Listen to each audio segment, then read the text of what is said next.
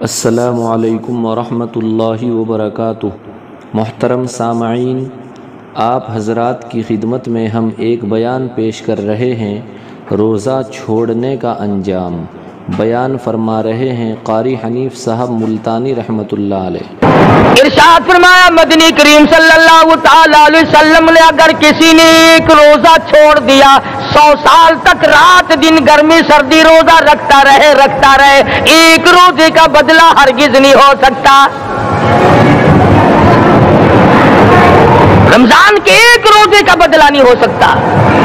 اور یہ بھی کوئی انسانیت ہے کہ اپنے رب سے دھوکہ کرنا، اپنے رب سے چلاکی مارنا؟ جس نے کاروبار دیا، جس نے دھندا دیا، جس نے روزی دی، جس نے اولاد دی، جس نے جوانی دی، جس نے سب کچھ دیا، اس کے احکام میں، اس کے قانون میں ہیرا پھیری۔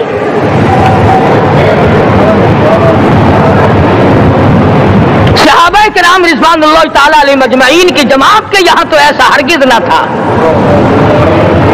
وہ لوگ تو تن من دھن سے اپنے آپ کو قربان کیا کرتے تھے۔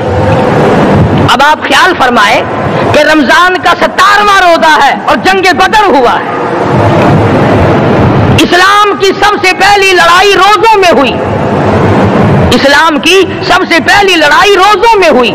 صحابہ کے پاس ریشن نہیں، اسلحہ نہیں، ساز و سامان نہیں، تلوار نہیں، تیر نہیں، گھوڑے نہیں، اونٹ نہیں، کچھ بھی نہیں، مگر پہلا میدان محمد کریم صلی اللہ علیہ وسلم کو جو صحابہ کرام کو بھگتنا پڑا وہ روزے کے ساتھ تھا اور گرمی کا موسم تھا۔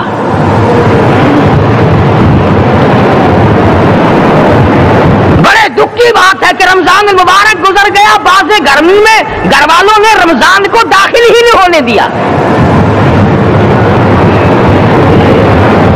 اچھے بھلے کھاتے پیتے آدمی روزہ نہیں رکھتے۔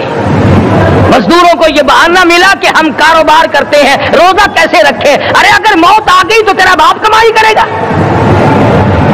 اور اگر بیمار پڑ جائے پھر کون کمائی کرتا ہے؟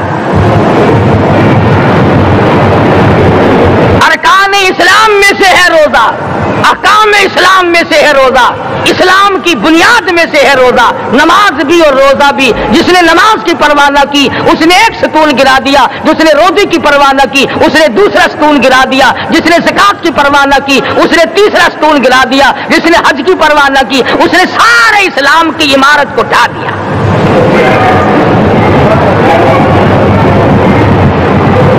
ارشاد فرمایا مدنی کریم صلی اللہ تعالی علیہ وسلم نے، کئی لوگ قیامت کے دن اپنی قبر سے اٹھیں گے، ان کے منہ سے کستوری کی خوشبو آ رہی ہوگی۔ لوگ کہیں گے الہی یہ کون لوگ ہیں؟ جواب ملے گا تم کھایا کرتے تھے، تم پیا کرتے تھے، یا روزے رکھا کرتے تھے، روزہ رکھنے والے لوگ ہیں۔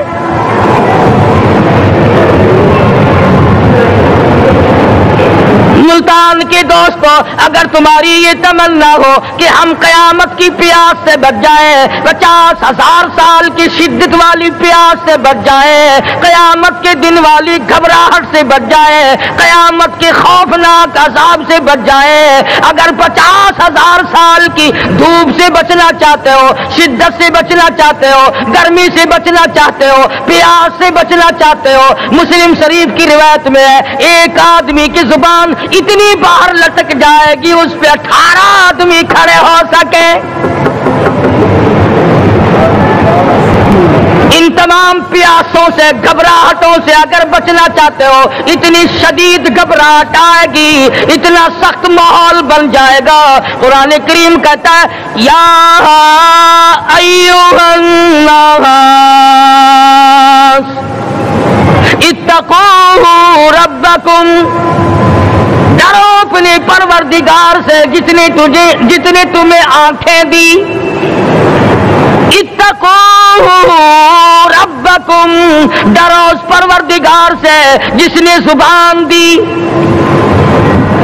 اتقوا ربکم، ڈرو اس پروردگار سے جس نے اولاد دی۔ اتقوا ربکم، ڈرو اس پروردگار سے جس نے کاروبار دیا۔ ڈرو اس پروردگار سے جس نے ہاتھ دیے، جس نے پیر دیے۔ فرمایا اتقوا ربکم ان زلزلۃ الساعۃ شیء عظیم۔ کتنا سخت گھبراہٹ ہوگا قیامت کے دن۔ نبی کریم صلی اللہ علیہ وسلم نے فرمایا اگر کوئی اس پیاس سے بچنا چاہتا ہے، اس گھبراہٹ سے بچنا چاہتا ہے تو ایک ہی صورت ہے کہ وہ رمضان کے روزے رکھا کرے۔ حدیث میں آتا ہے کہ قیامت کے دن اللہ پاک جل شان ہو عرش عظیم کے سائے میں کچھ لوگوں کو دسترخوان پہ بٹھا کر کھانا کھلائیں گے۔ اس تباہ کاریوں والے دن، پریشان حال والے دن، جس دن یہ حال ہو، فرمایا یوم یفر المرء من اخیہ و امہ و ابیہ و صاحبتہ و بنیہ۔ اما ابا بیوی اولاد کوئی بھی کام آنے کو تیار نہیں۔ حالات اس طرح سے دگرگوں بن جائیں گے۔ فرمایا کلا اذا بلغت التراقی وقیل من راق وظن انہ الفراق والتفت الساق بالساق الى ربک یومئذ المساق۔ فرمایا موت تمہارا کام آ کر تمام کر دے گی۔ یہ ہاتھ کام نہ کریں گے، یہ آنکھ کام نہ کریں گی، یہ پیر کام نہ کریں گے، یہ دل و دماغ نکما ہو جائے گا، یہ بیوی بچے کام نہ آئیں گے، یہ دھن دولت کام نہ آئے گی، تمام کا تمام نظام کائنات بیکار ہو جائے گا۔ تو خداوند کریم نے رمضان المبارک کے ساتھ ساتھ شب قدر کی حاج کی رات عطا فرمائی اور یوں فرمایا اے میرے محبوب آپ رویا نہ کریں، آپ غم زدہ نہ ہو، آپ پریشان حال نہ رہا کریں، میں نے تیری امت پہ کرم کر دیا، ایک رات ایسی عطا کر دی جو 1000 مہینوں سے بہتر ہے۔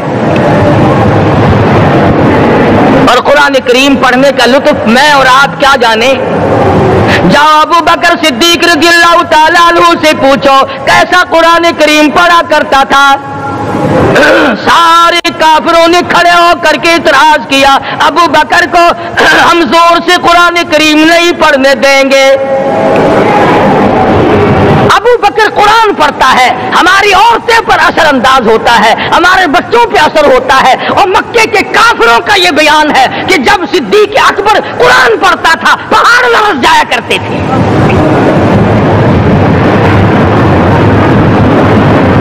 صدیق سے قرآن پڑھنا سیکھو۔ فاروق اعظم نے اسی قرآن کریم کے ذریعے سب کچھ حاصل کیا۔ ساری رات فاروق اعظم قرآن کریم کی تلاوت کیا کرتے تھے، ایک ایک رکعت میں پورا ختم قرآن کرتے تھے۔ آج تو یہ باتیں کہانی نظر آتی ہیں۔ صدیق اکبر سے قرآن پڑھنا سیکھو، فاروق اعظم سے قرآن کریم پڑھنا سیکھو۔ سیدنا عثمان ذی النورین رضی اللہ تعالیٰ ایک رات میں اور ایک رکعت میں پورا قرآن ختم کیا کرتے تھے۔ نبی کا دوہرا داماد عثمان ذی النورین، جس کو دیکھ کر حضور اکرم صلی اللہ علیہ وسلم فرمایا کرتے تھے او لوگوں میں عثمان سے حیا نہ کروں جس سے آسمان کے فرشتے بھی حیا کرتے ہیں، جس کا آسمان والے فرشتے بھی ادب کرتے ہیں، میں اس کا ادب نہ کروں۔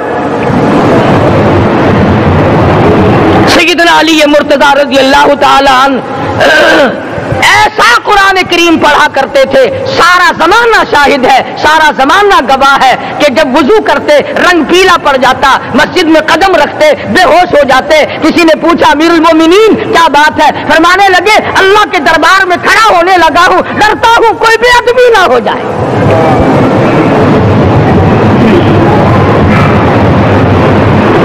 قرآن کریم ان سے پڑھنا سیکھو۔ حسین نے تلواروں کی چھاؤں میں قرآن پڑھا، نیزے کی نوک پہ قرآن پڑھا۔ سعید بن مسیب نے تلواروں کی چھاؤں میں قرآن پڑھا۔ حضرت امام احمد بن حنبل نے کوڑوں کی گونج میں قرآن پڑھا۔ ابو حنیفہ رحمۃ اللہ علیہ نے جیل سے جنازہ نکلنے سے پہلے قرآن پڑھا۔ علامہ ابن تیمیہ نے جیل کے مینارے میں قرآن پڑھا اور کوڑے کھائے۔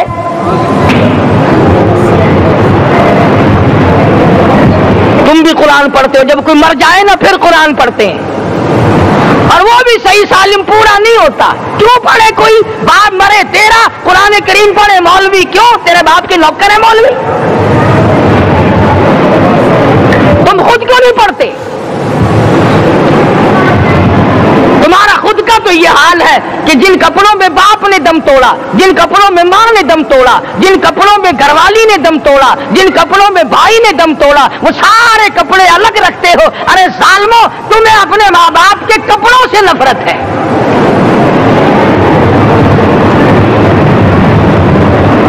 باپ کی دکان سے نفرت تو نہیں، باپ کی چارپائی سے بڑی نفرت ہے۔ جس بستر پہ باپ دم توڑے تم اس بستر کو نہیں استعمال کرتے۔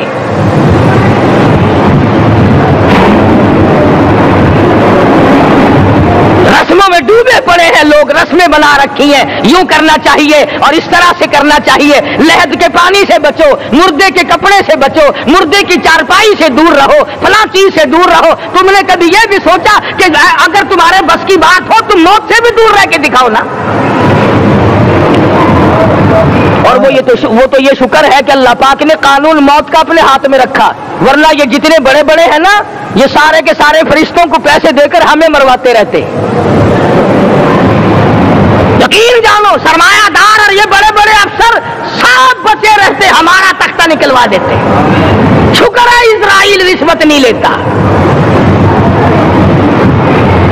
اگر وہاں نوٹوں کے تھبے چلتے تو یقین جانو چپکے سے کان میں کہہ دیا کرتے اسرائیل کے برابر والے کا کام کر دے، میرا نہیں، برابر والے کا رگڑا نکال دے۔ اللہ نے نظام اپنے ہاتھ میں رکھا، پھر بھی لوگ نہیں ڈرتے۔ فرمایا تبارک الذی بیدہ الملک، تمام برکتیں اس ذات کے ہاتھ میں ہے جس کا ملک میں راج ہے۔ وَهُوَ عَلَىٰ كُلِّ شَيْءٍ قَدِيرٌ، ہر چیز پہ وہ قادر ہے۔ سمندر کا قطرہ قطرہ اس کے قبضے قدرت میں، درختوں کا ایک ایک پتا اس کے قبضے قدرت میں، زمین کا ایک ایک ذرہ رب العالمین کے قبضے قدرت میں ہے، پہاڑوں اور پتھروں کی ایک ایک کنکری اللہ کے اپنے قبضے میں ہے، موت اور زندگی کا نظام بھی اس نے اپنے قبضے میں رکھا ہے۔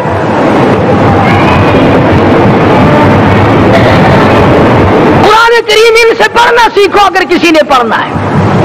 مجد الفسانی سرہندی رحمت اللہ علیہ جب قرآن کریم پڑھا کرتے تھے تھوڑا سا پڑھتے پھر بے ہوش ہو جاتے۔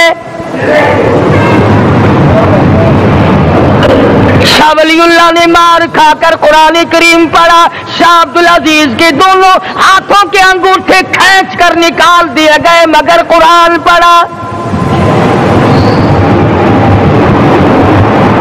مولانا شاہ اسماعیل شہید رحمت اللہ علیہ کو بالا کوٹ میں ٹکڑے کر دیے گئے مگر اللہ والے نے قرآن کی تلاوت نہ چھوڑی۔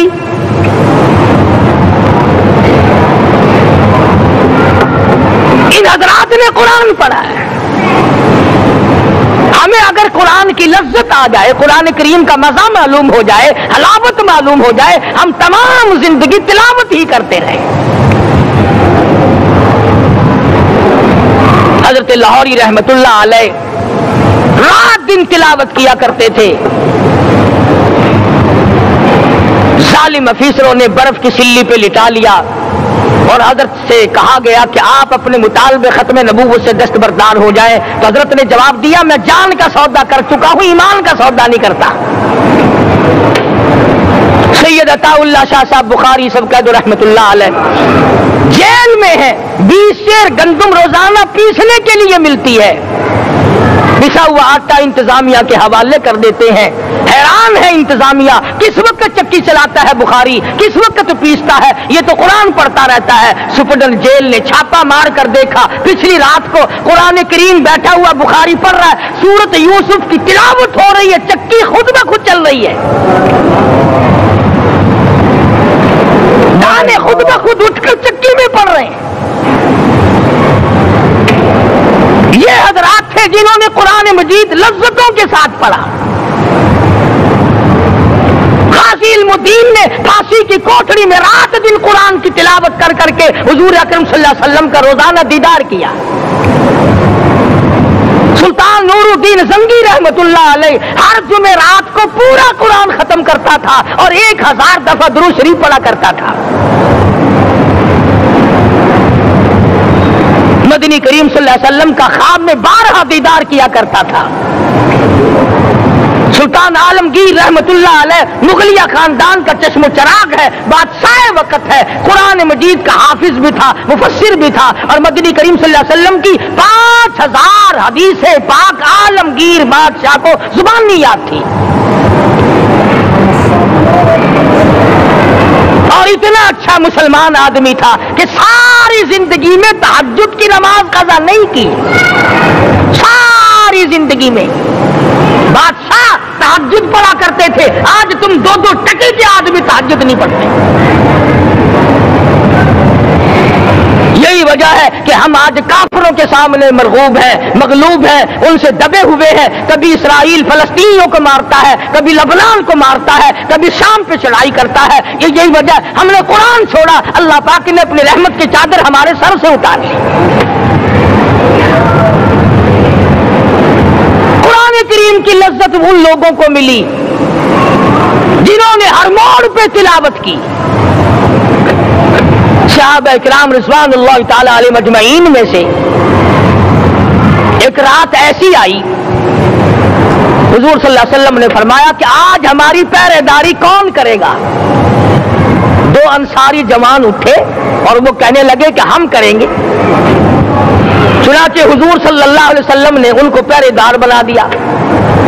کمال کی زندگی صحابہ کرام کی، کوئی کسی کی کوٹھی کی چوکیداری کرے گا، کوئی کسی کے بنگلے کی چوکیداری کرے گا، کوئی غلہ منڈی کی چوکیداری کرے گا، کوئی سبزی منڈی میں چوکیداری کرے گا، کوئی کپڑا مارکیٹ میں چوکیداری کرے گا، کوئی لوہا مارکیٹ میں چوکیداری کرے گا۔ یہ انصاری جوان کتنے خوش نصیب ہے جو کالے کملے والے کے لشکر کی چوکیداری کر رہے ہیں۔ دونوں نوجوانوں نے آپس میں مشورہ کیا کہ بھی جاگنا تو ویسے بھی ذمہ لگ گیا، تو سو جا میں جاگتا ہوں۔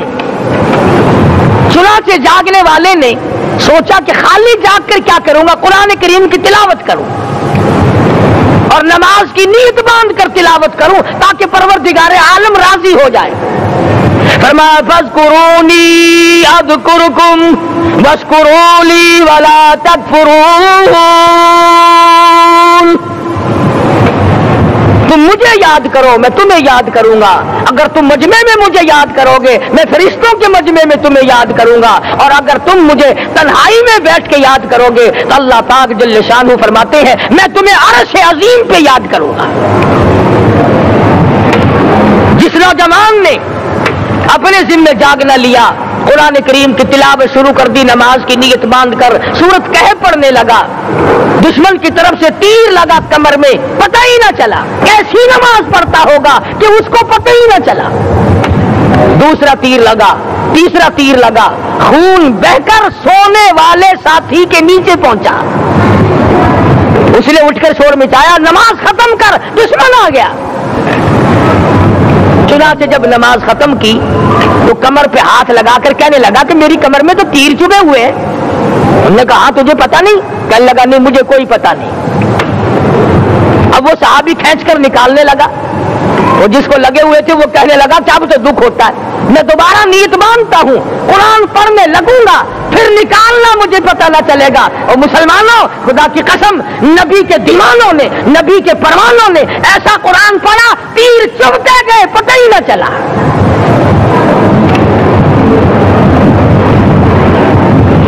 میرے نبی تیرے نبی ساری کائنات کے نبی، عرشیوں کے نبی، فرشیوں کے نبی مدنی کریم صلی اللہ علیہ وسلم نے ایک ایک وقت میں 15 دن درختوں کے پتے چبا کر خدا کا قرآن پڑھا۔ آج ہم لوگ مکھن کھا کر قرآن نہیں پڑھتے، مدنی کریم صلی اللہ علیہ وسلم نے ایک ایک وقت میں 2 پتھر اپنے پیٹ پہ باندھ کر خدا کا قرآن پڑھا. آج ہم لوگ ہزاروں نعمتیں کھا کر قرآن کریم نہیں پڑھتے. سیدہ عائشہ صدیقہ رضی اللہ تعالی عنہا فرماتی ہیں کہ جب رمضان کا چاند نظر آتا تو حضور صلی اللہ علیہ وسلم کا رنگ پیلا پڑ جاتا, دعا میں عاجزی بڑھ جاتی, رکعات لمبی ہو جاتی, سجدے لمبے ہو جاتے, اللہ سے مانگنا بڑھ جاتا. فرماتی ہے کہ ایک دن حضور صلی اللہ علیہ وسلم نے ساری رات رو رو کے گزاری. تو صبح کو میں نے عرض کیا کہ یا رسول اللہ, آپ اتنے پریشان جو ہوتے ہیں, کیا آپ کو اپنی بخشش کا یقین نہیں؟ تو آپ نے فرمایا میری عائشہ, جب مجھے یقین ہے تو کیا میں خدا کا شکر گزار بندہ نہ بنوں؟ اس نے جو مجھے اتنا بڑا مرتبہ عطا کیا ہے, میں اس کا شکر گزار بندہ نہ بنوں؟ نبی ساری رات روئے, امتی ساری عمر میں ایک دن نہ رویا.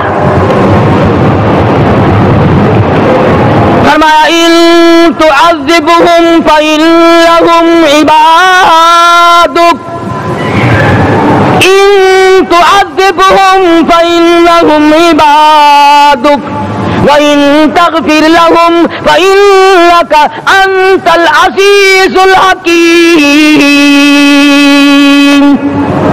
ساری رات گزار دی اسی آیت کو تلاوت کرتے کرتے. محمد عربی صلی اللہ علیہ وسلم نے, او میرے رب, اگر تو ان کو عذاب دے تو یہ تیرے بندے ہیں, اور اگر معاف کر دے گا تو تیرے خزانے میں کوئی کمی نہیں. وَإِن تَغْفِرْ لَهُمْ فَإِنَّكَ أَنْتَ الْعَزِيزُ الْحَكِيمُ. تو بخشنے والا ہے, تو غالب اور حکمتوں کا مالک ہے, تیرے یہاں کون سی کمی آ جائے گی؟ صحابہ کرام تو جیا کرتے تھے اسی کے سہارے سے.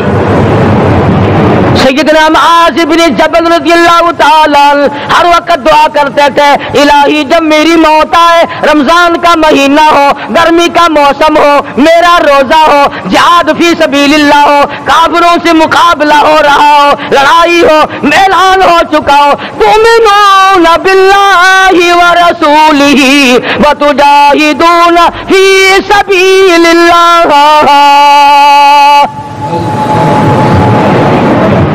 حضرت معاذ دعا کرتے ہیں کہ میں تو یہ دعا کرتا ہوں کہ گرمی ہو, میرا روزہ ہو, کفار سے مقابلہ ہو, وہ میرے ٹکڑے کر دیں, میری زبان کاٹ دیں, تیری عدالت ہو, میری پیشی ہو. جب میرا خدا پوچھے معاذ دنیا سے کیا لایا, عرض کرو الہی زبان کٹا کے آیا ہوں, روزہ رکھ کر آیا ہوں, ارادہ یہ ہے کہ تیرے محبوب کے حوض کوثر سے روزہ افطار کروں گا. آج قوم کھلے بندوں کھاتی پھرتی ہے, انہیں شب قدر کا کیا پتا, انہیں لیلۃ القدر کا کیا پتا, انہیں رمضان المبارک کی بابرکت گھڑیوں کا کیا پتا. فرمایا انا انزلناہ فی لیلۃ القدر وما ادراک ما لیلۃ القدر. شب قدر وہ رات ہے جس میں میں نے قرآن کو نازل کیا. جمہور علماء کے نزدیک آج کی رات ہے وہ جس میں قرآن کریم نازل ہوا. حدیث میں آتا کہ جنت میں درخت اسی رات میں لگائے گئے.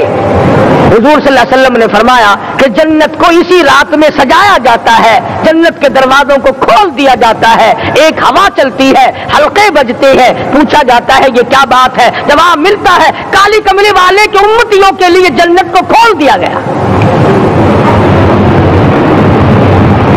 آج جو لوگ مانگ رہے ہیں, جو لوگ اللہ کے ذکر میں بیٹھے ہیں, یہ پاگل نہیں, یہ دیوانے نہیں. ارشاد مدنی کریم صلی اللہ علیہ وسلم کا اسی رات کے بارے میں فرمایا, اللہ پاک جبریل امین کو حکم دیتے ہیں جھنڈا لے کر دنیا میں چلے جاؤ, لاکھوں کروڑوں فرشتوں کو ساتھ لے جاؤ, ہر گھر میں جاؤ, ہر دعا کرنے والے کی دعا پہ آمین کہو, جہاں جا میرے نیک بندے موجود ہیں, اور جبریل ان سے مصافحہ کر.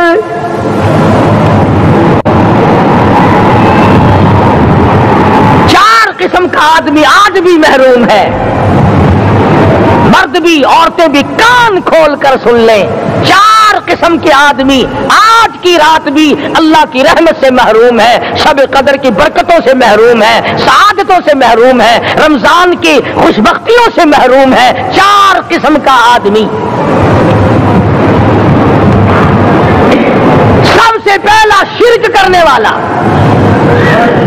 اللہ کی ذات میں صفات میں کسی ولی کو, کسی پیر کو, کسی فقیر کو, کسی پیغمبر کو, کسی غوث قطب اور ابدال کو جو شریک کرتا ہے, نہ اس کو شب قدر کام آتی ہے, نہ رمضان کام آتا ہے. شرک اتنی بری لعنت ہے کہ تمام اعمال کی جڑیں اکھاڑ کر پھینک دیتا ہے. آج مسلمان چلاک بڑے ہیں. اگر ہندو پتھر کا بت بنا کر پوجے تو وہ تو کافر ہے, اور مسلمان قبر بنا کر پوج لے تو وہ پکا مومن ہے. الف لام میم سے لے کر والناس تک سارا قرآن پڑھو, ترجمے چھپے ہوئے ترجموں کے قرآن پڑھو. فرمایا لا تشرک باللہ, اے معاذ اللہ کی ذات و صفات میں کسی کو شریک نہ بنانا. ان قتلتا او حرقتا, یہاں تک کہ تجھے چاہے جلا دیا جائے یا قتل کر دیا جائے, جلا کر خاک کر دیا جائے, اللہ کی ذات صفات میں کسی کو شریک نہ بنانا. اور یہی مفہوم ہے لا الہ الا اللہ محمد الرسول اللہ صلی اللہ علیہ وسلم کا. فاران کی چوٹیوں پہ کھڑے ہو کر کالی کملی والے صلی اللہ علیہ وسلم نے جو سب سے پہلا خطبہ دیا, جو سب سے پہلا نرالا خطبہ دیا, وہ یہی تھا لا الہ الا اللہ, اللہ کے سوا معبود کوئی نہیں, پوجا کے قابل کوئی نہیں, نظر نیاز کے قابل کوئی نہیں, حاجت روا کوئی نہیں, مشکل کشا کوئی نہیں, تیری میری فریاد سننے والا کوئی نہیں, ایک اللہ کی ذات ہے.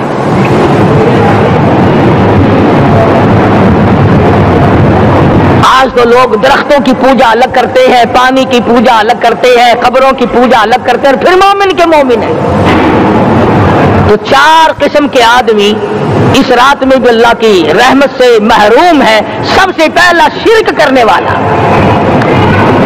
دوسرے نمبر پہ جس کے گھر میں کتا ہو یا خنزیر ہو, شوقیہ کتا یا خنزیر پال رکھا ہو. تیسرے نمبر پر وہ مرد عورت جو بدکاری بدماشی کر کے بے غسلے پڑے ہوں, اس گھر میں جبریل یا کوئی رحمت کا فرشتہ آج دریائے کرم بہ رہا ہے پھر بھی نہیں جاتے. اور چوتھے نمبر والا جو مسئلہ ہے اس میں ایسا معلوم ہوتا ہے کہ ہمارے کسی کے گھر میں بھی فرشتے نہیں جائیں گے. اب پہلے 3 نمبروں میں تو آپ خوش ہو گئے ہوں گے کہ الحمدللہ کافی سارے لوگ ہیں جو شرک نہیں کرتے یا کتا خنزیر نہیں پالتے. الحمدللہ نیک لوگ ہیں, اچھی نسل ہے, شرافت والے ہیں, بدکاری بدماشی زنا بھی نہیں کرتے. مگر چوتھا جرم ایسا ہے کہ وہ عام لوگ کرتے ہیں اور عام گھر محروم رہ جاتے ہیں, اور وہ ہے شوقیہ تصویر گھر میں رکھنا. ایک لڑکا اٹھتا ہے گھر میں, کبھی کسی کی تصویر لگا لیتا ہے, کبھی کسی کی تصویر لگا لیتا ہے. ایک لڑکے نے جو حرکت کی سارا گھر محروم ہو گیا اللہ کی رحمت سے. شب قدر والی رات میں, لیلۃ القدر کی رات میں, نجات والی رات میں, کامیابی والی رات میں, رستگاری والی رات میں, اللہ کی رحمت والی رات میں, بخشش والی رات میں, آج کی رات میں اللہ پاک کروڑوں آدمیوں کو دوزخ سے نکال کر جنت کا داخلہ عطا فرمائیں گے. یہ 4 قسم کے آدمی پھر بھی محروم ہیں. اپنے آپ کو بچانے کی کوشش کرو, عام رحمت برسے پھر بھی اگر محروم رہ جائے کتنی بری بات ہے. امام فخر الدین رازی رحمت اللہ علیہ نے لکھا ہے کہ شب قدر کی عبادت اگر ایک رات کسی کو مل جائے تو 83 سال 4 مہینے مستقل عبادت میں گزارنے کا ثواب ملتا ہے. اسی کو فرمایا انا انزلناہ فی لیلۃ القدر وما ادراک ما لیلۃ القدر، یہ وہ برکت والی رات ہے، یہ وہ رحمت والی رات ہے، اور لوگوں مانگنے والی رات ہے، جھولی پھیلانے والی رات ہے، بگڑی بنوانے والی رات ہے، اجڑوں کو بسانے والی رات ہے، بچھڑوں کو ملانے والی رات ہے، اللہ کا دروازہ کھٹکھٹانے والی رات ہے، اللہ کے آسمان کی طرف سے آوازیں آتی ہیں، مانگو کیا مانگتے ہو، وہ رات ہے۔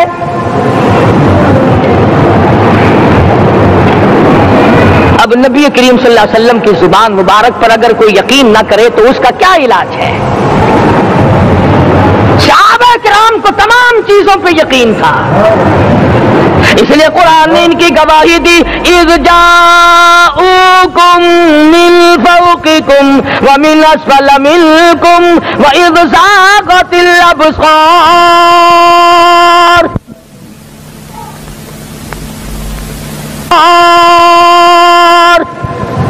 وبلغت القلوب الحناجر۔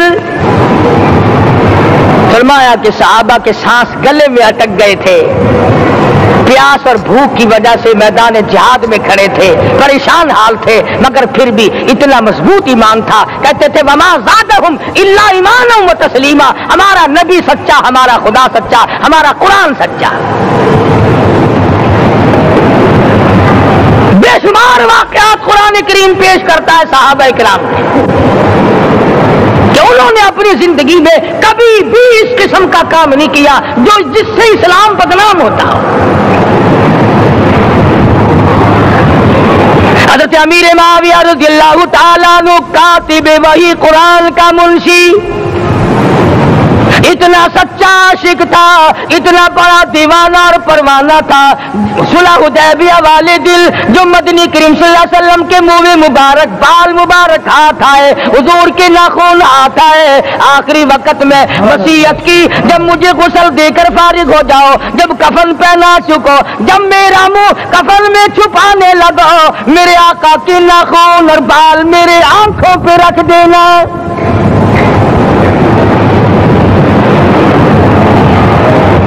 اس قدر جذبہ تھا ان حضرات میں، اور نماز کبھی کسی صحابی نے قضا نہیں کی۔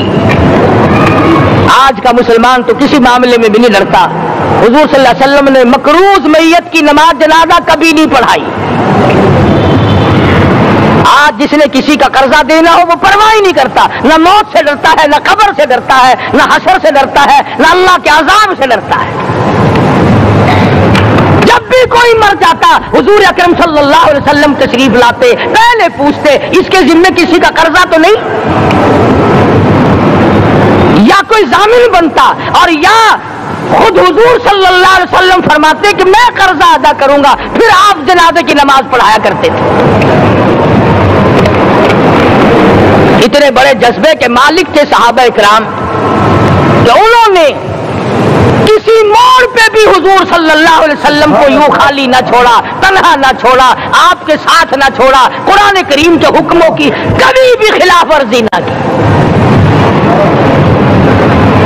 یہی وجہ تھی کہ اللہ پاک نے ان کو پوری دنیا کا مالک بنایا، کابل سے لے کر طرابلس تک کا علاقہ صحابہ کرام نے تمہیں فتح کر کے دیا، اور ظالم مسلمانوں آج صحابہ نے جو علاقے تمہیں فتح کر کے دیے تھے آج وہاں کفر دندنا رہا ہے۔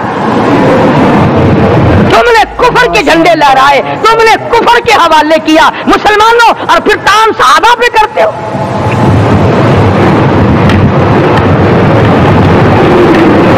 آج کی رات کے بارے میں قرآن کریم فیصلہ کرتا ہے، فرمایا لیلۃ القدر خیر من الف شہر، 1000 مہینوں سے بہتر ایک رات عطا ہو گئی۔ اللہ کے لاڈلے نبی حضرت محمد الرسول اللہ سب کا جو صلی اللہ علیہ وسلم کو رنج ہوا، میری امت کی عمریں کم ہیں، پہلی امتوں کے لوگ بازی لے جائیں گے، ان کی نیکیاں بڑھ جائیں گی۔ اللہ پاک نے فرمایا میرے محبوب غمزدہ نہ ہو، پریشان نہ ہو، میں نے تیری امت کو ایک رات ایسی دے دی جو 1000 مہینوں سے بہتر ہے۔ مگر آج کی رات میں کون سے سینما بند ہو گئے، آج کی رات میں لوگوں نے کون سا جوا کھیلنا چھوڑ دیا، آج کی رات میں کون سے لوگوں نے روزے رکھ کر عبادت میں نیت باندھ لی؟ الحمدللہ نیکی کرنے والوں کی بھی کمی نہیں، مگر بغاوت کرنے والوں کی بھی تختے زمین پہ کمی نہیں۔ خدا کہتا مانگو کیا مانگتے ہو؟ ہم کہتے ہیں نہیں، ہمیں ضرورت ہی نہیں۔ فرمایا تنزل الملائکۃ والروح فیہا بإذن ربہم من کل امر سلام۔ جبریل آسمان سے آئے، کروڑوں لاکھوں فرشتے آئے، عرش عظیم کو چھوڑ کر فرشتے تیری عبادت کو دیکھنے آئے، بیت المعمور کی عبادت کو چھوڑ کر فرشتے تیری دعا پہ آمین کہنے آئے، تو سویا ہوا ہے۔ ایک ہی فکر ہے کہ مجھے عید کے لیے جوتے لانے ہیں، کپڑے سلوانے ہیں، فلاں چیز کرنی، اور یہ فکر نہیں کہ ایسا نہ ہو اگر رمضان میں میری نجات نہ ہوئی تو میں مارا جاؤں گا۔ اس کی ذات بڑی بے نیاز ہے، وہ جب کسی کو نوازتا ہے تو یوں ہی نوازتا ہے۔ اللہ اکبر۔ ساری ساری رات رونے والے لوگ، فرمایا والذین یبیتون لربہم سجدا وقیاما، وہ لوگ کامیاب ہیں جن کی راتیں سجدوں میں بیت گئی۔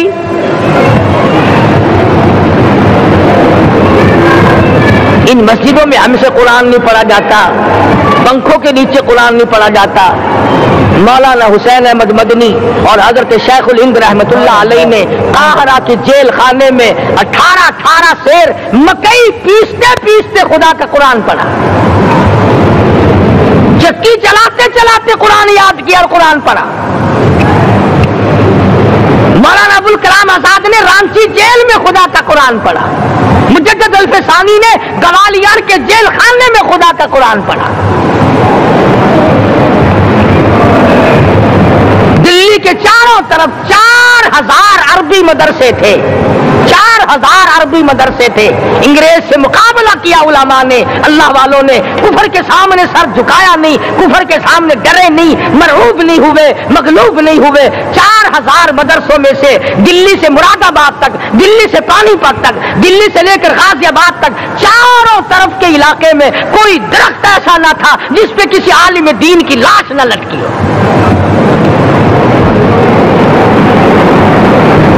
اسلام کی حفاظت بابو نے نہیں کی، اسلام کی حفاظت انگریزی خانوں نے نہیں کی، بوریا نشینوں نے کی ہے، مسجد میں بیٹھنے والوں نے کی ہے، لوٹے سے وضو کرنے والوں نے کی ہے، سوکھے ٹکڑے کھانے والوں نے قرآن کی حفاظت کی ہے، انگریزی خانوں نے نہیں کی ہے۔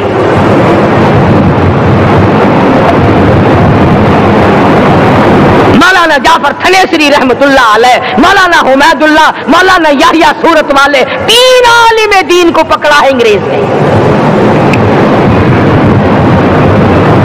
کالے پانی میں جاؤ، کئی میل لمبا چوڑا قبرستان جا کے وہاں دیکھو گے اور ان کی قبروں کے پاس کھڑے ہو کے پوچھنا تم یہاں کیوں آئے تھے، خدا کی قسم سارے تمہیں جواب دیں گے ہم اپنی قوم کے ساتھ وفاداری کرتے ہوئے آئے ہیں۔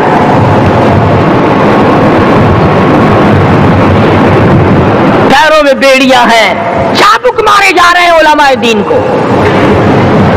امبالے کی جیل میں روزانہ پٹائی ہوتی، روزانہ مارا جاتا ہے۔ لاہور تک گھسیٹ کر لایا گیا، 20 سیر لوہا علماء کے، اللہ والوں کے پیروں میں ڈال رکھا ہے۔ تم نے تو صرف یہی سوچا ہے نا کہ کوئی مر جائے گا تو چھولوں پہ بیٹھ کے قرآن پڑھیں گے، نہیں نہیں، اللہ والوں نے پیروں میں بیڑیاں پہن کر قرآن پڑھا، ہاتھوں میں ہتکڑیاں پہن کر قرآن پڑھا، چابک اور کوڑوں کی سائے میں قرآن پڑھا، تلوار کی نوک پہ قرآن پڑھا۔ مولانا جعفر تھنیسری رحمت اللہ علیہ فرماتے ہیں کہ ہم تینوں کو پھانسی کا حکم دے دیا انگریز نے،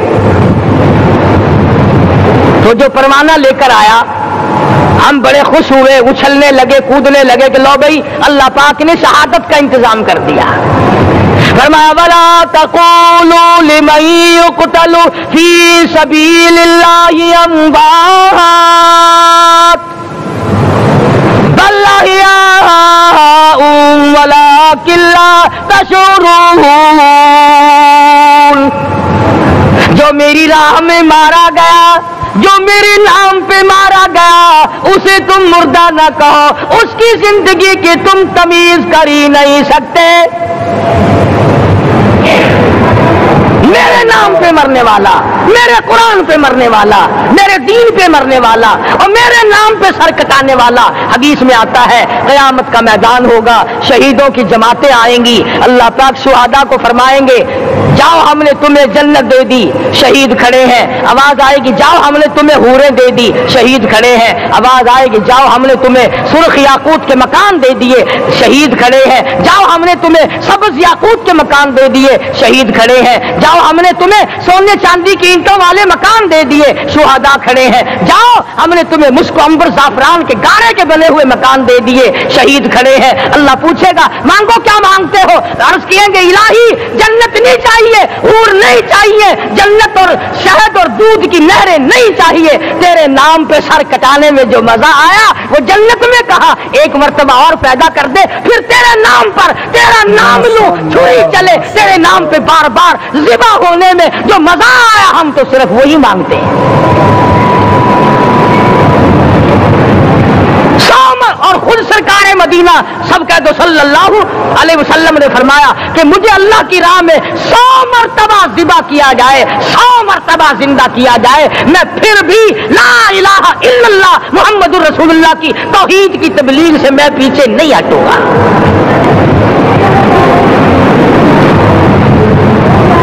کبھی تو غور کرو عقل مند ہو سارے کہ آج مسلمان کیوں مار کھا رہا ہے؟ افغانستان میں مسلمان پٹ رہا ہے، ہندوستان میں مسلمان مار کھا رہا ہے، فلسطین میں مسلمان مار کھا رہا ہے، لبنان میں مسلمان کی پٹائی ہو رہی ہے، شری لنکا میں مسلمان کو ذبح کیا، آخر ہو کیا گیا؟ ہم نے ایسا کیا گناہ کر دیا کہ چاروں طرف کفر چڑھ گیا اور ہم مر گئے؟ تم نے قرآن چھوڑا، اللہ نے اپنی رحمت کی چادر اتاری، اللہ نے ساتھ چھوڑ دیا، اللہ نے نصرت کرنی چھوڑ دی، ورنہ قرآن میں خدا کا وعدہ ہے مسلمان تو کھڑا ہو جا، مجاہد بن کر میدان میں تو آ، مقابلہ میں کروں گا، خدا کی قسم یہ قرآن گواہ ہے، آل عمران گواہ ہے، 4واں سپارہ قرآن کا گواہ ہے کہ صحابہ کہتے ہیں ہم نے چھڑی، درخت کی چھڑی کامچی توڑ کر کافر کی طرف یوں اشارہ کیا، گردن وہ جا کے پڑی۔ میدان بدر میں مرنے والے کافروں کا بیان ہے کہ ہمیں انہوں نے نہیں مارا، ہمیں تو کسی اور نے مارا ہے۔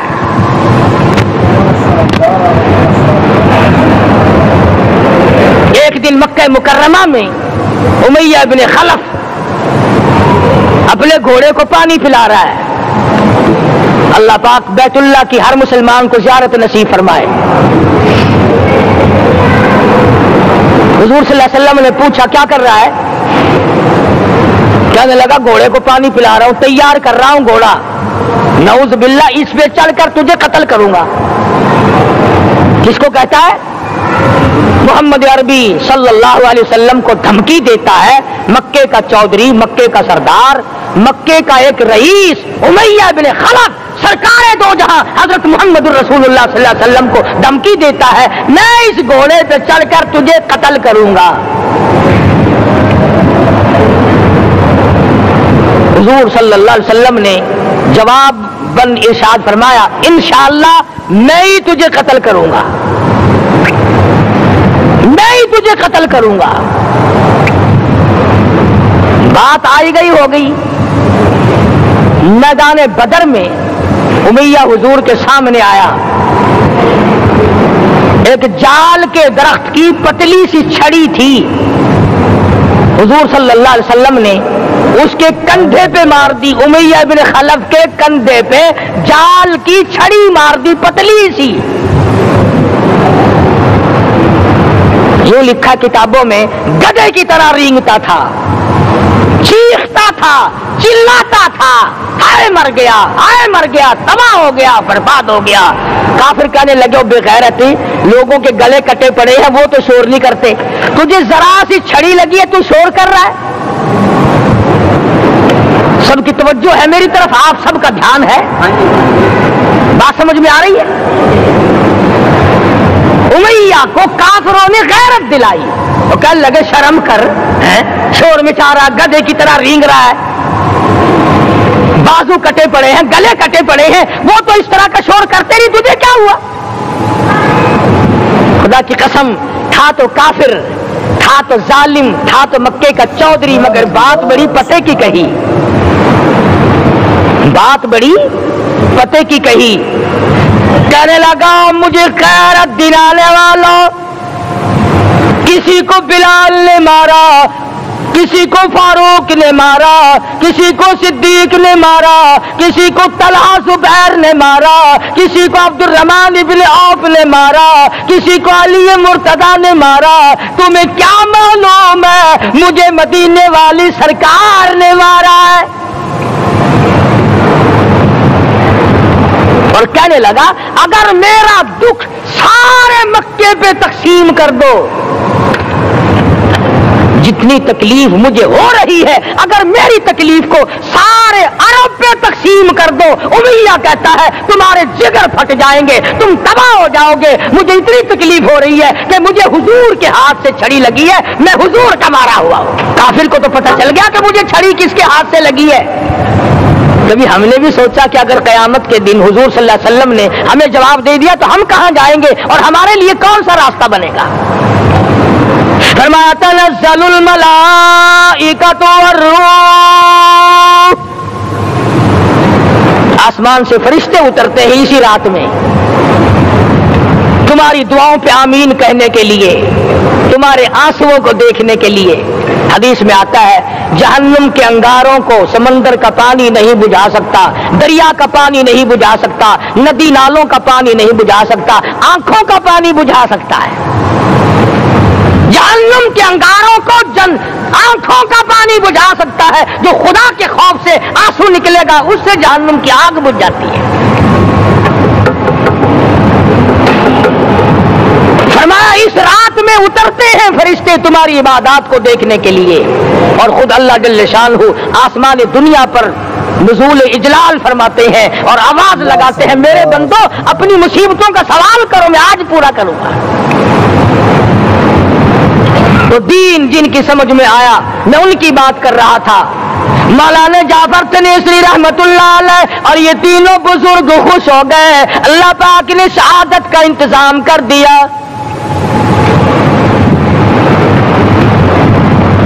وہ جو پروانہ لے کے آیا تھا پھانسی کا، وہ انگریز افسر کو جا کے کہنے لگا کہ مولوی تو خوش ہو رہے ہیں، پھانسی آنے پر تیار ہیں۔ انگریز کہنے لگا ہم نے مولویوں کو خوش نہیں ہونے دینا، ہم نے پھانسی کینسل کر دی، ہم نے پھانسی کا حکم منسوخ کر دیا۔ مولانا کالے پانی کی کتاب میں لکھتی ہے جب مجھے پھانسی کی اطلاع ملی تھی میں نے رات کو درخت کے پتے چبا کر روزے کی نیت کر لی، اپنے رب کی حضور میں جاؤں تو روزہ دار ہو کر جاؤں۔ یہی ہے وہ لوگ جن کے بارے میں کہتا ہے لے پھرتی ہے بلبل چونچ میں گل، لیے پھرتی ہے بلبل چونچ میں گل، اور ڈھونڈتی ہے شہید ناز کی تربت کہاں ہے، تلاش کرتی پھرتی ہے کہاں ہے وہ جو اللہ کے نام پہ شہید ہوا، میں اس کو سلام کہتی ہوں۔ اور مولانا فرماتے ہیں کہ پھر پھانسی تو کینسل ہو گئی، مجھے جو مارنا شروع کیا سارا دن مارا، جب مجھے ہوش آیا تو آدھی رات اگلی آ چکی تھی، میں نے گھاس کے 4 تنکے توڑ کر سارا دن کی پٹائی والا روزہ افطار کر لیا، سارا دن مار کھائی بے ہوش رہے، آدھی رات کو گھاس کے تنکوں سے روزہ افطار کر لیا۔ تو پھر فرماتے ہیں کہ پھر ہمیں جیل پنجروں میں بند کیا، مجھے جس جو نوکدار تار لگائے گئے،